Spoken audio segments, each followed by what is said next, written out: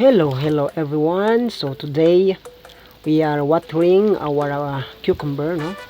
Nagdidilig po tayo, no. Nagabisbis kita sa ating pipino. So no, nagabubo ta sa atong pipino. Atin pong watering, no. Ginastalibuhan natin yung ating pipino.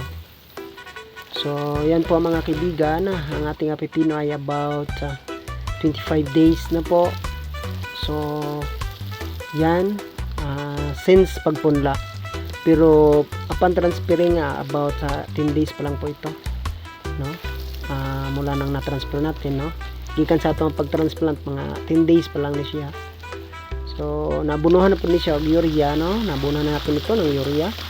So the next thing that we'll do is to put trellis, no, butani sa trellis para sila ay makagapang, no, so they can crawl up, no, sa ating gapangan, no.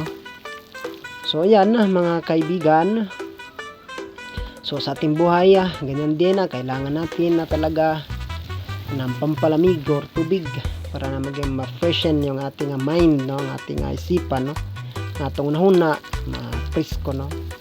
So kailangan nato refreshment o tubig sa samang paamagi ang atong mga tanom ninana sa atong kinabuhi. Dili pirmi dapat init, dapat isay adto natin kita pagkalma, no. So ang ating buhay hindi dapat lagi nga mainit, no, or mainitin ang ating ulo. Kaya minsan kailangan natin ng pagkalma, no, pagpalamig, yun ba tinatawag nilang pag-relax. Thank you everyone and enjoy farming.